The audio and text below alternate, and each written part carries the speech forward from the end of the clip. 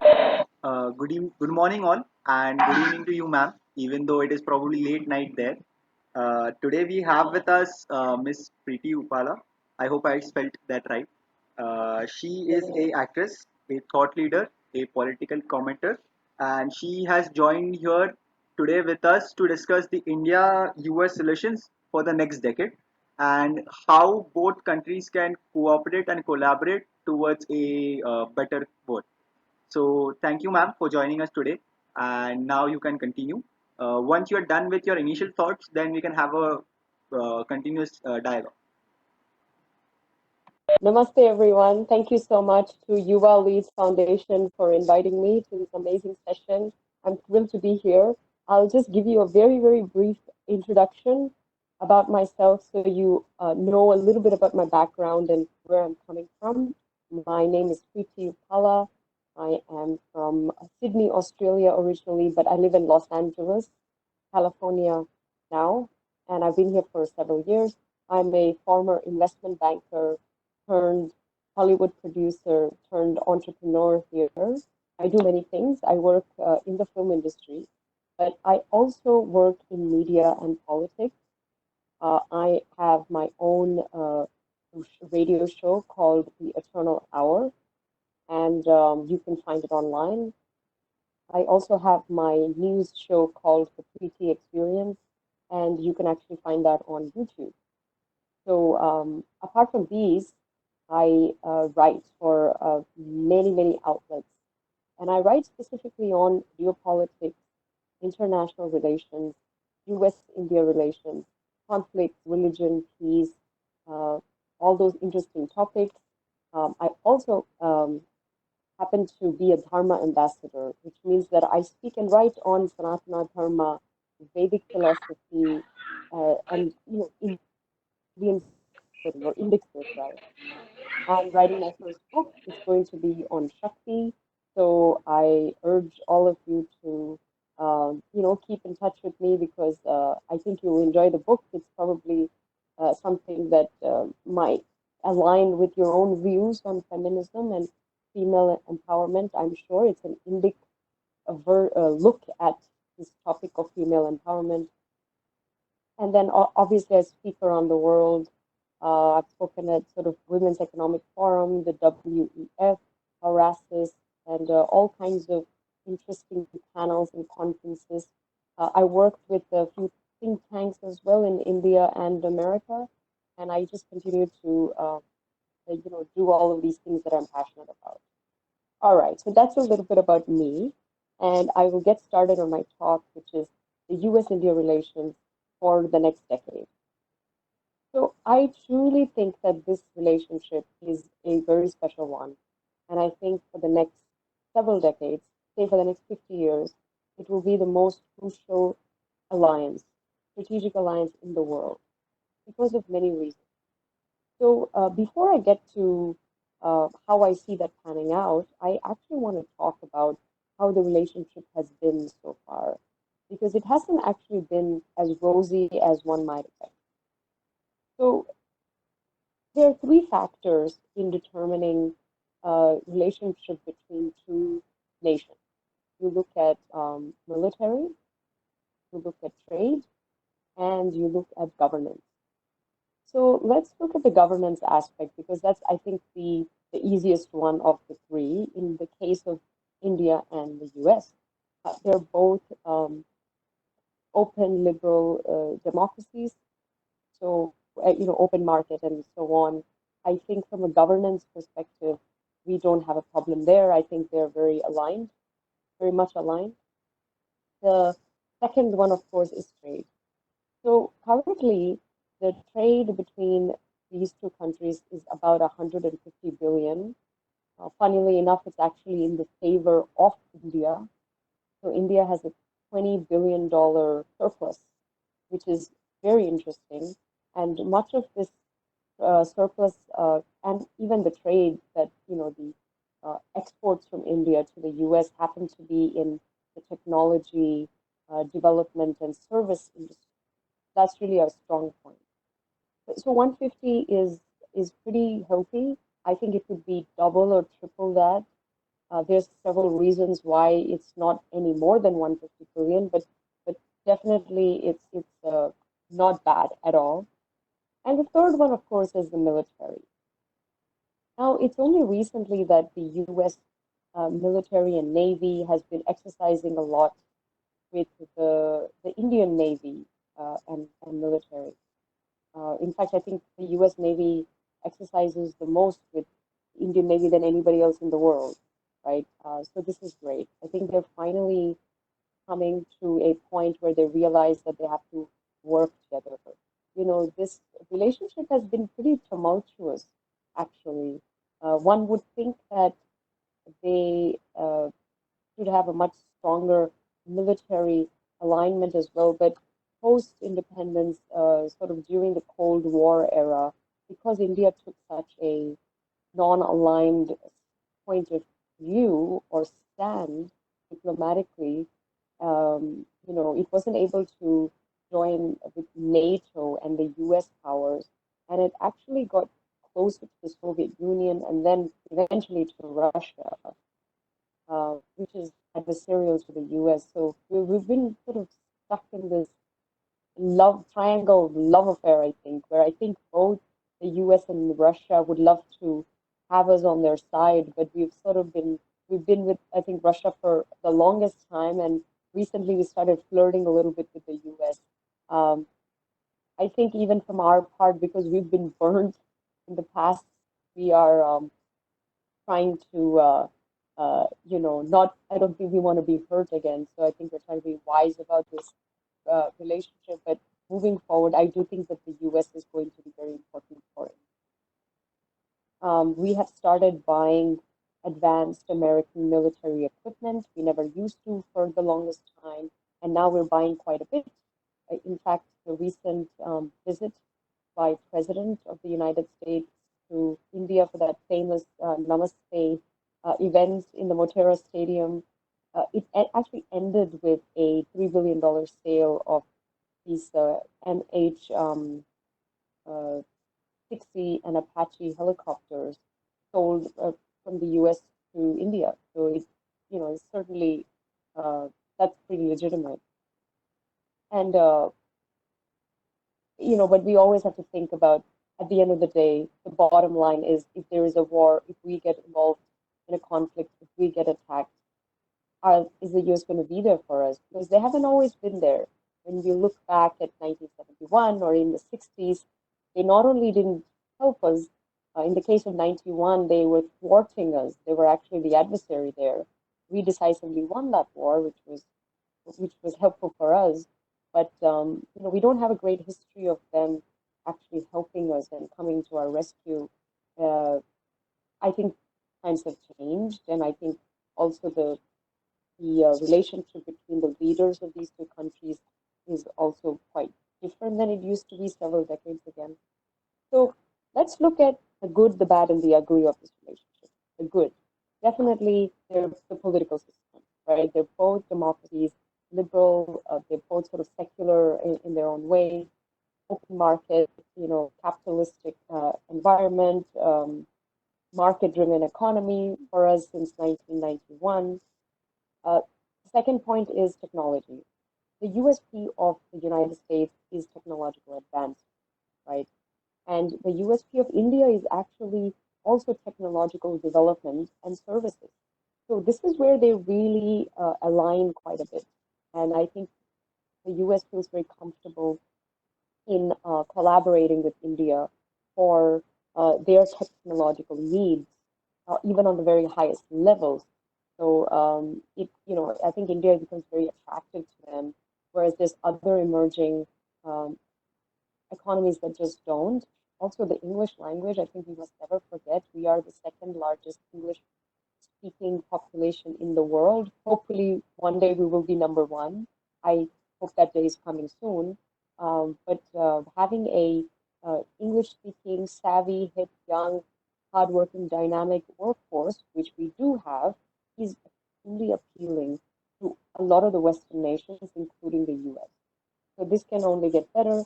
Of course, then they are shared values, I think, whether it's education, value, tradition, even having, I think we're both people of faith, right? And the moral compass is very similar. Um, so that we have that in common and also shared threads. I have always said this that the two most uh, important global threats to the world, to our planet, are number one is the rising imperialistic China, and the second is this rise of um, Islamic religious uh, terrorism. That's about it. They really affect the world at large, and we are at war with both of them. Uh, Kind of a bit more subversive, I would say. But I think both India and the US knows all too well about both of these issues. Now, uh, in a sort of relationship, uh, we, so those are the good things. But then let's look at some of the bad things because that's where the issue is. Uh, and that's where really our problems come from. So the first one is international alliance.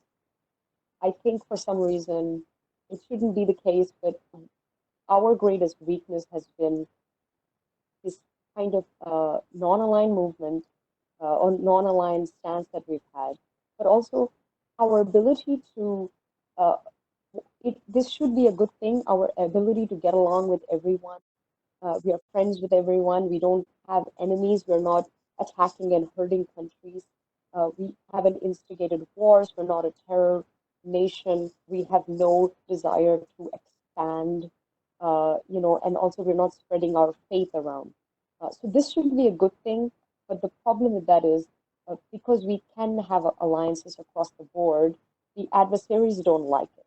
So a great example is Iran. We have had a deep, long, sort of civilizational relationship with Iran that goes back quite a long time. And so when the US comes in and says you have to, cut this tie, it puts us in a precarious situation.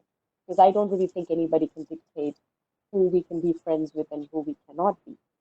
But if we want to get closer to the US, which ultimately in the long run is going to be more beneficial to us, I think we have to make these very difficult calls. I think in the end we will make the right call, but it's not easy. I think we're stuck between a rock and a hard place in a way. So Iran is a great example where we used to import what 80% of our energy needs from them. 60% was like in crude oil alone, and we got this for a very, very good price. And since the US has come in, now we're buying it from them, and our imports from Iran has gone down uh, dramatically. I think we have to be very careful. I think this is a relationship that we must nurture and keep. Um, if we have this port in Chabahar, which will become very um, crucial for us, I think, in the geopolitical scheme of things. So I think having Iran as an ally is actually very important for us vis-a-vis Afghanistan and Pakistan and all this other stuff brewing right now in the region. That port might become very important. So I think we can't sort of turn, our backs on them and cut that relationship off. Obviously, the second big one is the Soviet Union. I think we've always enjoyed a great relationship. During the 71 wars and also in the 60s, the only country, or one of the few countries that came to our rescue, actually was, um, well, what's Russia now? So, they supplied us with missile systems and armaments, equipment, all sorts of things. They were there for us, and we decisively won all of these wars. So we have the people that came through for us. I think we have them to thank as well, and we cannot forget that, especially when the whole world abandoned them. Obviously, they're very adversarial to the U.S. I mean, this current administration has better ties with Russia. That only helps, I think.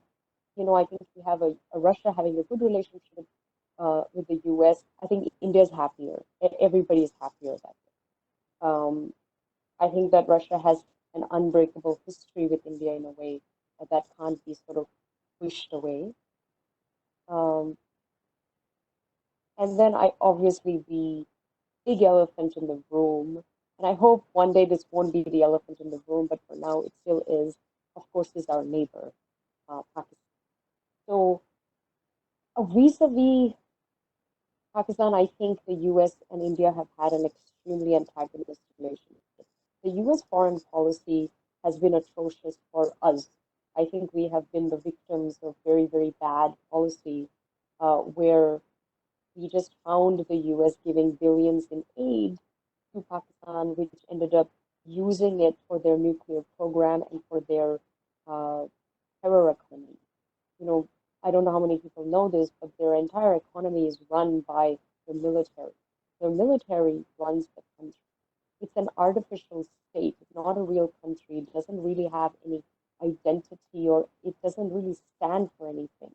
It's a country that is run by intelligence and army who have all the power, and it's set up in a way where there's a few people at the top who get a lot of money because everything is funneled through there. So they do very well for themselves. And but the people, obviously, there's zero infrastructure. It's extremely poor. It's very dangerous. It's a terrible place for minorities, women, um, people of minority religions, and people from the LGBT community, and so on. I mean, it's kind of a global example of a failed state in a way. But the US keeps giving it billions. And guess what they do? They in turn train the jihadis and the militants and insurgency groups. And also they support and prop up the Afghan Taliban, which end up killing US troops in the thousands. So at some point, the US needs to wake up, I think, from this slumber, because this has been an issue of contention for us. And I think for us to get have better relationships with the US at some point we need this it really needs to be um, sorted. I think the one of the big problems is that the US thinks that whatever's happening between Pakistan and India is an Indian problem. It's a kind of an well, in some ways it is. Uh, I think Kashmir is a bilateral issue, or really it's an internal issue in India. But just looking at these two countries when they don't agree, the U.S. just thinks that that's India's problem, and even the cross-border terrorism that India faces an Indian issue, but it's actually not because these uh, terrorists uh, are involved in global terrorism activities. They get recruited into all groups and they all around the world. So I think the U.S. it really needs to wake up and smell the coffee as far as all of this is concerned. Post 9/11, uh, they've opened up their eyes a little bit, but I still think that they don't have a good understanding of this problem. Uh, the recent Afghan peace deal, again, a very, very horrible deal. I cannot believe that somebody would sign this because when you leave, which they're planning to do, you're going to be leaving a big vacuum there for thousands of terrorists, jihadi elements to come in. The Taliban is going to take over the whole country, and this Afghanistan has a democratically elected government, which by the way is very sound. They have their own military, which is very capable. But when you have Taliban that comes in, there's little that gets done, and then the people become the victim, and that area becomes again a war zone. That's it's famously said that that's the area where empires go to die, because nobody has ever actually won. So in signing this peace deal, essentially the U.S. has admitted that it has lost and that it surrendered everything to the enemy. And I don't even honestly know that think that they realize that because they have great pride in their army, but when you think about what have they won, they haven't won too many. Um, the recent purchase of the S-400 from Russia is another matter of contention. Obviously, the U.S. is not happy about this. I think the U.S. Technology, as their defense systems are actually very, very good. They're of very superior quality, so it would be more useful. It would be better for India, I think, to have the best equipment possible because we have very well trained, personnel and pilots and so on. But we sometimes have very worn out old systems. So I think if we had updated systems, it would help a great deal. Uh, I think the S400 is perhaps because we are buying so many other things from the US. It's okay, and in the future, I think I have a feeling we might be buying more, a lot more equipment from the US anyway, so it will balance out that issue. Um, the other issue, of course, is the H-1B1 visa. I mean, the US has extremely strict immigration policies, which I totally understand. I think in India we have a serious immigration issue. We have a migration problem, right? So we know about border control and illegal migration and so on. We are the biggest victims of that, I think, in the world. The US also has a big problem. So I support the US in having strict border control and cracking down on illegal migration. However, I think they need to make a differentiation between good immigration and bad immigration. And the problem here is that sometimes they don't do that. They look at, the Indian doctor or the Indian tech professional that comes in to help them because they don't have skilled people, and they certainly don't have the level of skill that's needed. I think from a just in the technological sector, I think the quality is very high of our workers, and they're very educated as well. And there's a dearth of that here. So they really need to understand that we are doing them a favor, and this is a good thing for them, right? Because guess what? This professional, if he can't go to America, he will go to Canada, he'll go to Germany, he'll go to New Zealand, Australia, the UK, and they're doing that. And some of them might even stay back in India and set up a startup and make billions. This is happening already. Actually, I think India is one of the startup capitals in the world, and half of Silicon Valley is run by Indian startups anyway. So I think there's a need for U.S. government administration, so on, to really wake up and look at the nuances of the situation. So I want to see immigration reforms as far as H-1B1 is concerned. I think that they should be letting more people in, and they should be increasing their terms and make them feel comfortable and welcome, and award them. I think what they're doing actually makes America great again. Um, so this is pretty much some of the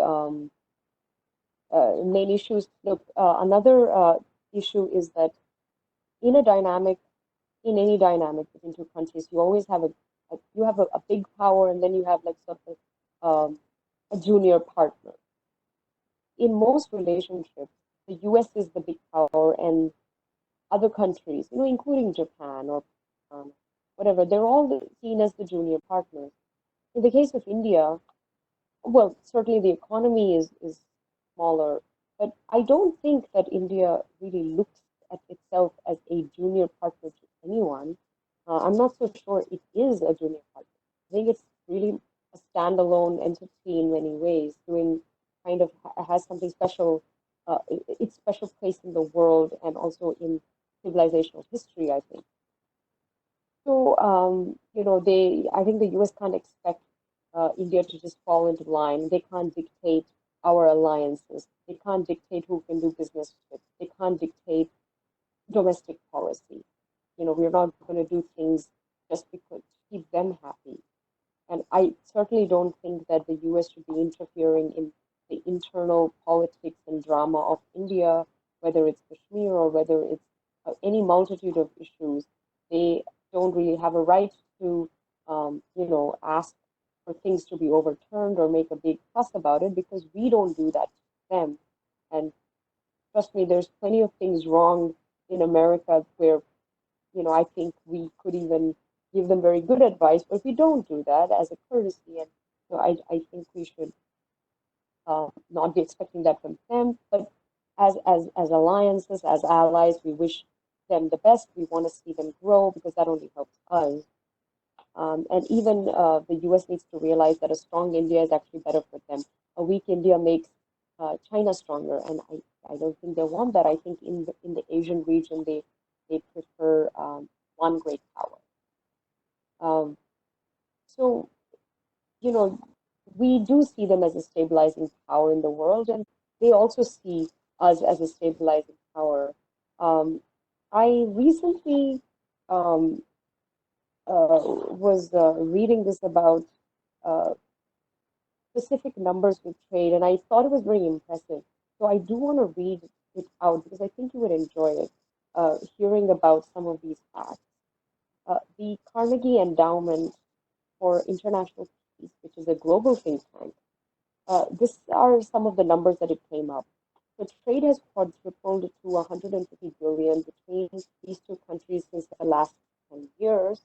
Um, India has cleared 286 projects worth 97 billion in recent years. Indian companies have invested 50 billion in the US, 350 million of which are in research and development alone. There has been a recent Indian aircraft defense contract signed, which has created 40,000 jobs in the US. So a fair dialogue should take place considering India's priorities and concerns.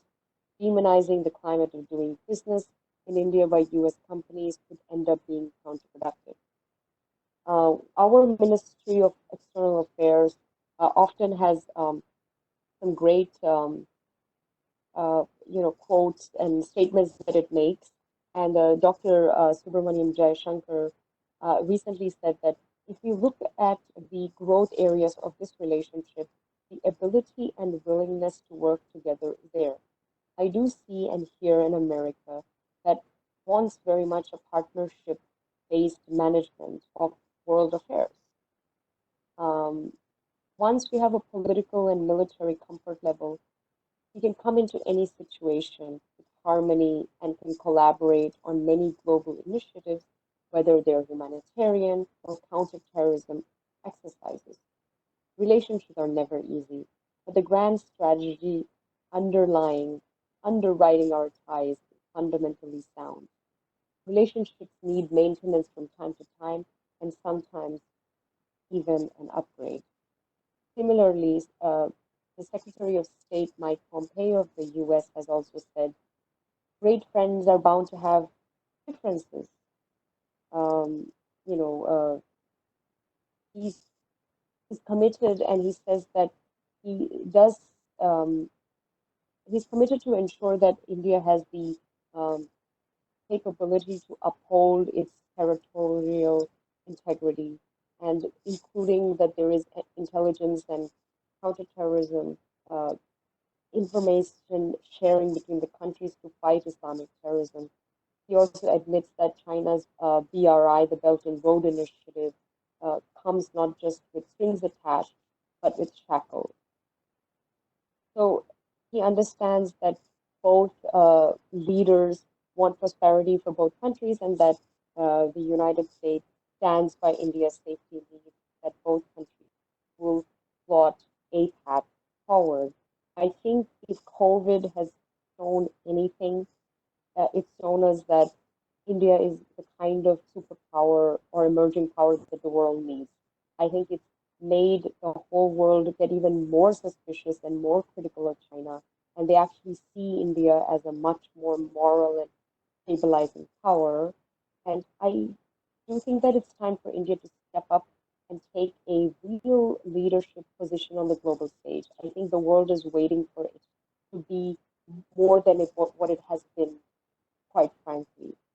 And I think that India is more than just a shoulder for the US to take aim at China with, right? I think it has enormous things to offer in terms of whether it's safety, security, technology, space.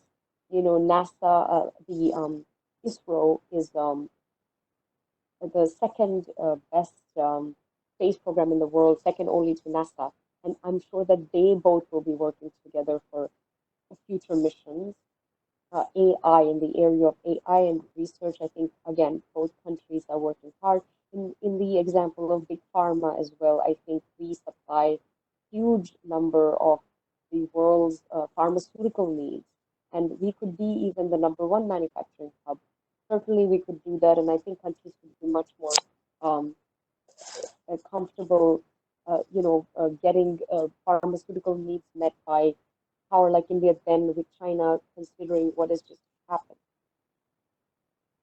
I think what I see is that optics are great. I just think that we need results and we need some policy changes and action. What we don't have is a strong lobby here. We see other smaller countries have much more stronger lobbies, and they end up being able to sort of push a narrative, which isn't always even sincere, but they are able to do it because they invest a lot of money in the lobby.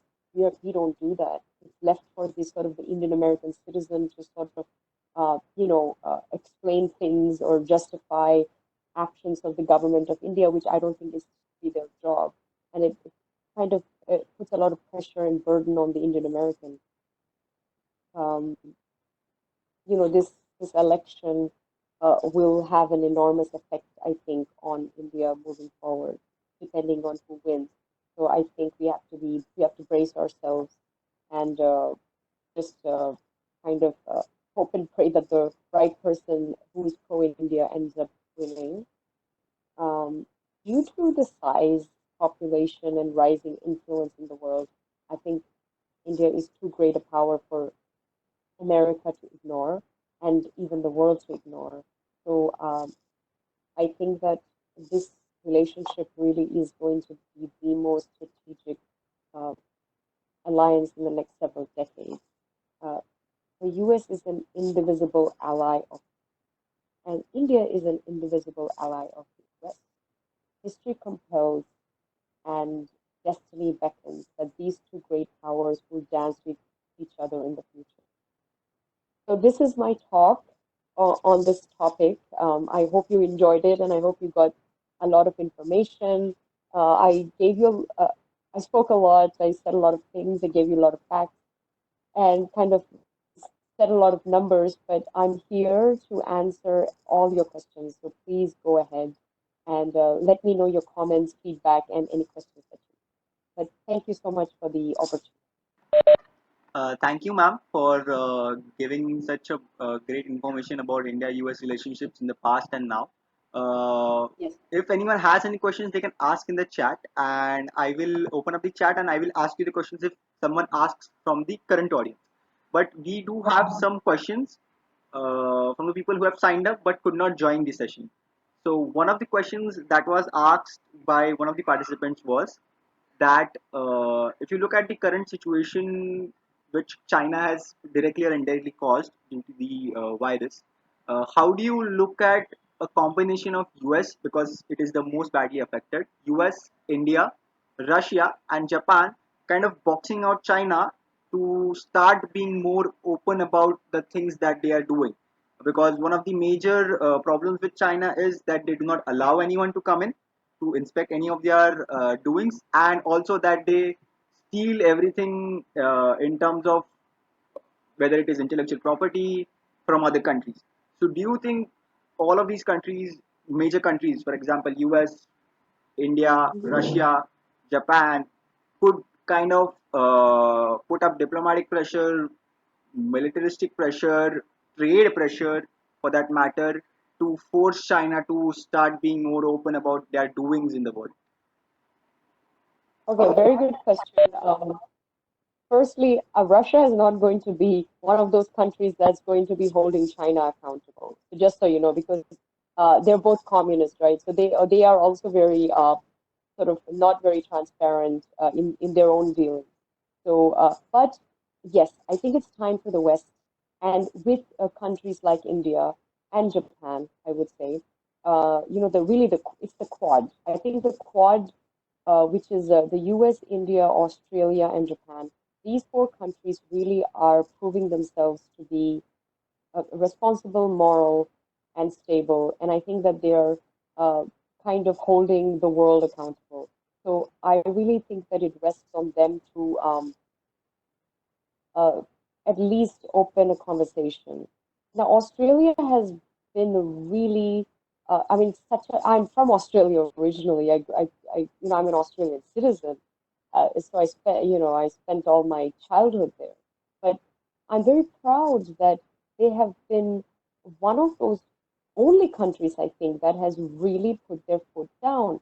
I mean, it's a tiny country of 25 million, but their prime minister, their government, everybody has completely kind of invalidated China in a way. Because in Australia, what's happening is this has been happening for the last 30 years. China has been buying up.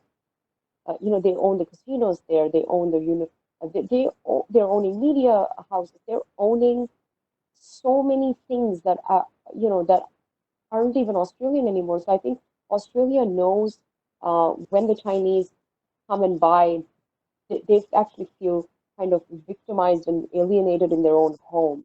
This is, I think, because Australia knows that, they put their foot down. I think the West must do the same. I don't know, but I think India is in a weird situation because uh, on the one hand, I'm sure we know all too well, what China's doing, and especially we have this border issue. We have enough headaches from them.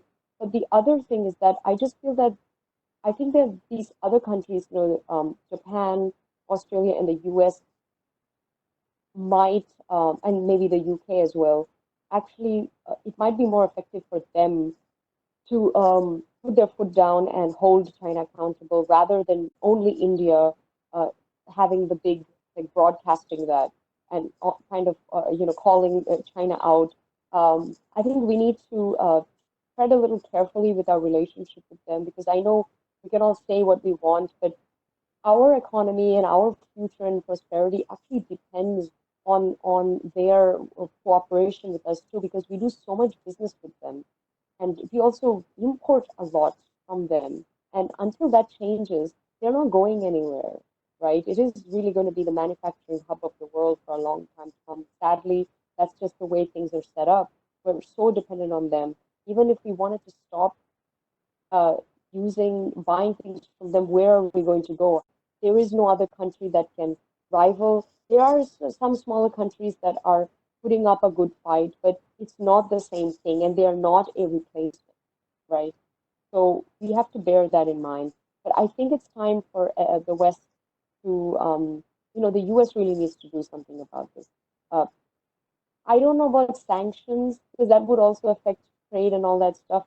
But you fining, I don't know, but I mean, they have a debt, if but some sort of debt situation with China. Well, this would be the time where you could kind of negotiate a few things. But we do have to hold them accountable.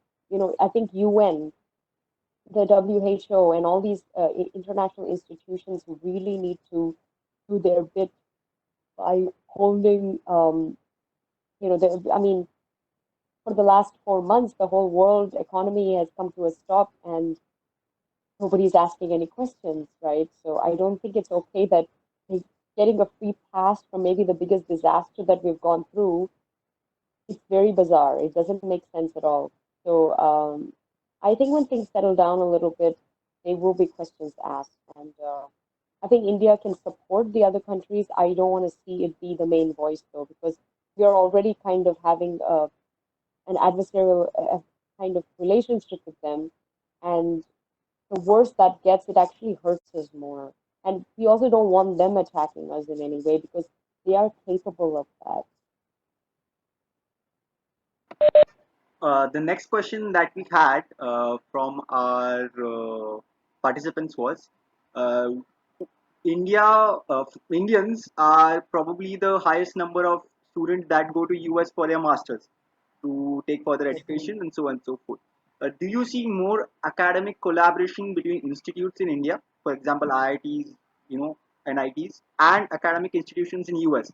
Because US academic institutions are much higher when it comes to innovation, are much better when it comes to research. So, do you think there can be increased collaboration, increased joint ventures, which focus on innovation, research into manufacturing, into vaccines probably, and into medicines? So they should collaborate. I think in India what you have is a great pool of young, tech savvy, hip, dynamic, hardworking, English speaking talent pool that you don't find anywhere else, right? So that's a big plus. And yes, it's the highest number of students, graduate students happen to come from America, and also Indian Americans are also the most educated and the wealthiest ethnic group in America as well. So these things are all good things, but the problem is the U.S. education system and the Indian education system are very different. I know we have so many smart people and so many hardworking students. They're so smart, right? I would say they're incomparable in many ways, but the way that the education system is set up in India, they it's more sort of it's a lot of information, it's theory, it's technical stuff. You don't have things like critical thinking or creative. I mean, yes, technological creativeness, yes, uh, but just the free thinking and taking risks and all that. So I think I don't know about collaborations between universities, but I see more and more Indian students being welcomed in India for to study, to work, to do research and all that. And I do see uh, private, research institutions working with private research institutions in India, and I see pharmaceutical companies working together and technological companies working together. So I think this is going to be business to business. It won't be uh, it, university to university. I think I just don't think that the level is there, even though we have some fantastic universities. I mean, maybe with the MBA section, things could be a little different. I think also the government needs to do a better job at promoting our top, MBA schools, IIT schools, because at the very top, they really are uh, something very, very special. And you do have the smartest of the smart kids, I would say, around the world, right? I mean, these the kind of talent that comes out, they end up becoming CEOs of the biggest companies in the world. So we have it. I think the government needs to do a better job at sort of pitching and marketing the these institutions. I don't think they've done that at all, right? So I think that needs to be done. So maybe kind of a rebranding of what we have, because I think what we have is very good, but it's just not seen as what they want, but they could benefit greatly from it. So I think it's a matter of rebranding and kind of repackaging it and make it look very attractive to the US. The next question that we have from our participants is, if you see most of the US companies shifted to manufacturing in China because the cost of manufacturing there was very low. And what this crisis has shown us is that China is not kind of really reliable when it comes to supporting other countries. We have seen numerous cases of China holding on to crucial medical supplies and then selling it on to other European countries. So, do you think US my companies which are having their base of manufacturing in China would probably shift to India or neighboring countries? We have Vietnam as a neighboring country. We have Myanmar. These countries, which are on a similar level when it comes to cost wise for the US companies, so that the cost does not really increase when shifting. So what is your opinion on that? Because Japan already has been started, you know, giving benefits to the companies that are shifting out of China. So do you think US should adopt a similar policy of moving their companies out of China to some other better democratic countries which are more open to things? Yeah. So good question. I think the whole world would like to do that. I think everybody would love to pull out of China, and there's another imaginary country out there which offers everything that China does, and without all the drama, I'm sure they would jump at it. The problem is it doesn't exist, right? I think we are so deeply entrenched with this global supply chain as far as China is concerned. It's going to be very tricky to pull out.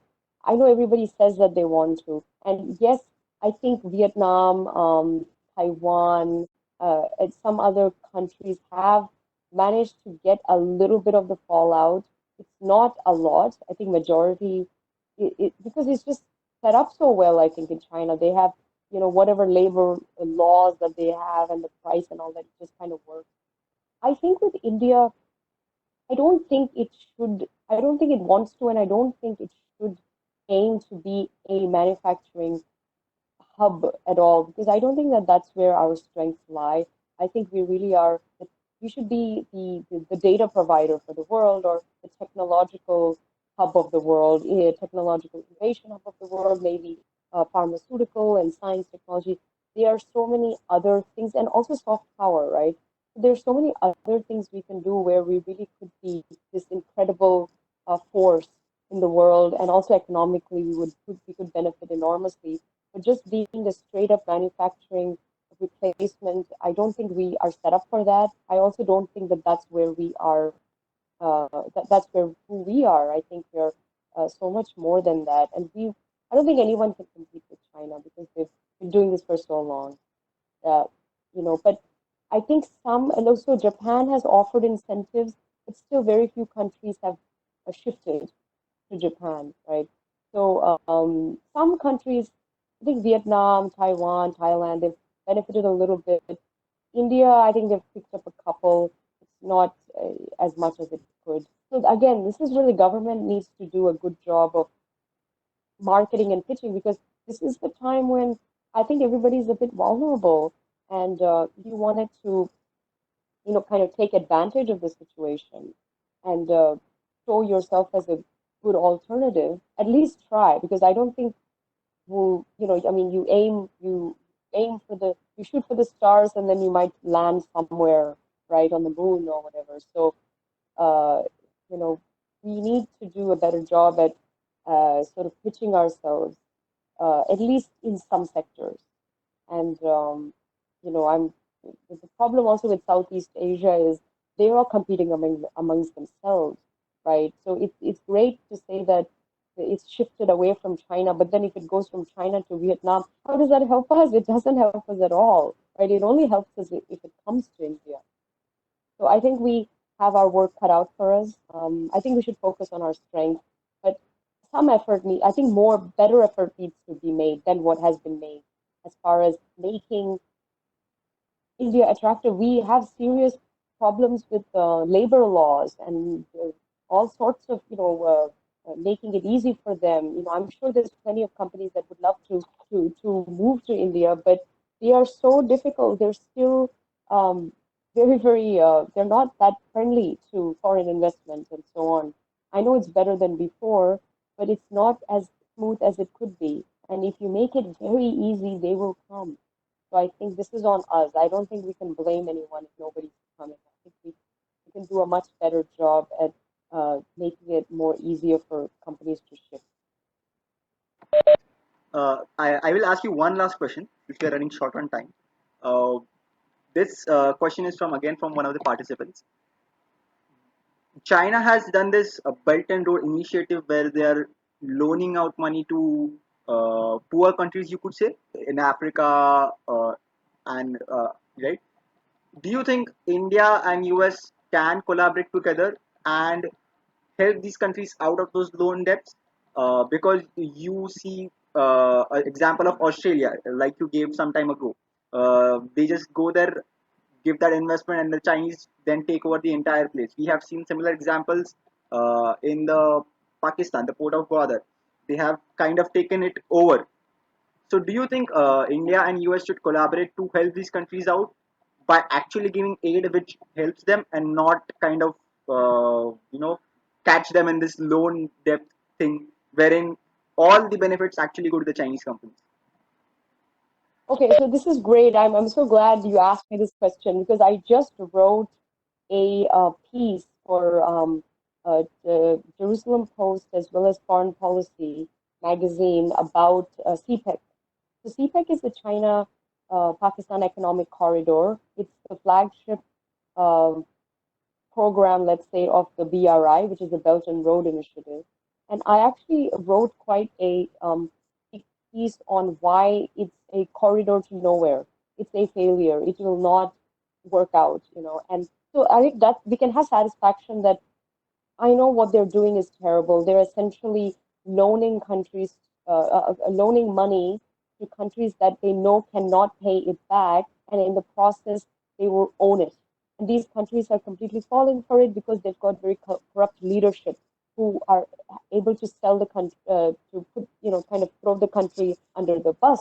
So this is that's why Africa was apart, and of course you have countries like Pakistan that would sell anything to anyone, right, for the right price. So we shouldn't be worried about the CPEC because it's way over. It's sort of running over resources or it's over budget. Only a quarter of the projects supposed to have been built. They're running into a lot of problems. Their internal economy, the Pakistani economy, is I think growing at some ridiculously low rate, and now even more so. Their inflation is like at an all-time high. Their deficits are soaring. They have so many issues, with the CPEC projects. Also, I know Pakistan is made up essentially of 4 or 5 different regions together, but you've got Balochistan that it wants to break free. You've got this uh, KP area, the Khyber Pakhtunkhwa area. They actually have a lot of resistance to this CPEC thing. There are people even within Pakistan that are not happy with any of this. And even China is not happy because they feel that things are being stalled. So the good news is that I don't think this whole BRI CPEC thing in the end will be feasible. So that's good. However, it's not okay that they're doing it.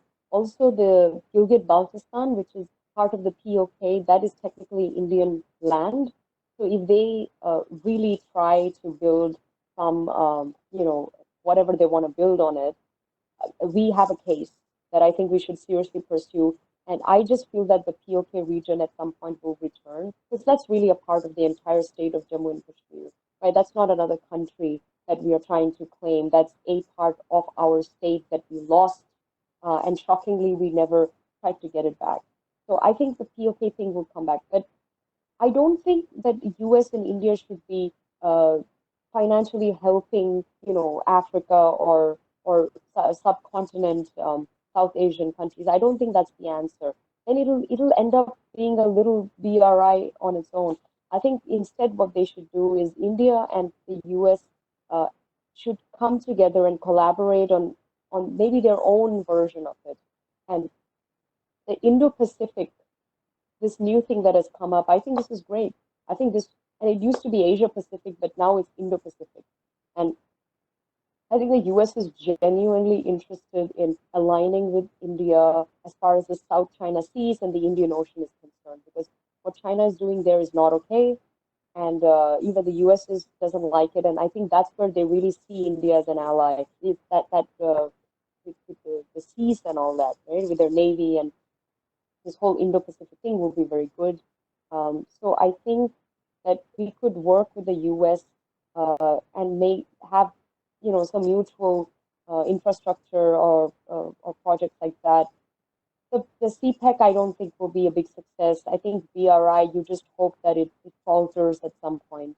Because I think even COVID and all that has also stalled it. And it's just, I think this whole COVID thing has ended up being a big self goal for China, to be honest, because it has left a very bad taste in everybody's mouth about it. People don't trust it. They never liked, nobody ever liked China anyway, except for 2 or 3 rogue nations, right? But now nobody likes it, and they dislike it even more. And this only helps India. I think we have to realize that even if we don't do anything, our sort of stocks have gone up just by being India and being by not being China in a way. So to your question, I don't think U.S. and India should be financially getting involved in Africa or the subcontinent area, but they can work themselves on various projects. And I think with the POK thing, we have a case to really take that to international courts and make a big hoo-ha of it, make a big drama spectacle out of it, because it really is Indian land. and even the UN will back us up on that, right? Because even the UN resolution of Kashmir actually accepts that land as original Indian land. And when you look at the resolution, the first step is that Pakistan needs to vacate that whole area completely, right? And then India will come in and retake it, and then they'll have this so-called plebiscite vote, which will never. I mean, this will never come to pass. But their first step is, vacating the POK area from Pakistani, tribals and in people. So they accept that it's really Indian. So that's my answer to you. I think that's a positive for all of us. Thank you, ma'am. I think we'll wrap it up today because it is very late at your place as well. Thank you for taking this session today. We had a lot of good points to discuss on the India-US relationships, and we hope that all of our participants who are watching this now or later, when the video goes live, get to know a lot more from this. And we were very happy to have you with us, and we hope that future sessions, in one of the future sessions, you come back again and you discuss some other topics with us as well. Thank you, ma'am. Great. Before we leave, I just want to take 2 minutes and let all of you know where you can find me because I'm everywhere. I would be so thrilled if you get in touch. Facebook, it's Preity Upala. My YouTube channel, if you just type in Preity Upala or the Preity Experience, I have a channel with a lot of content. Please subscribe and watch those great interviews and videos. I give away a lot of information and find my articles online. Just type in my name; it will pop up. On Twitter, it's at Preity Upala, and the Instagram is Preity Preityu. Just reach out to me. I just love to hear from all of you, and I just love to engage. So thank you so much again for having me. It's such an honor, and I look forward to hearing from you again. Thank you, ma'am. We'll be sharing some of your videos with our YuvaLeads members as well, so that they're able to understand geopolitical nature. And thank you for being with us today. Thank you so much.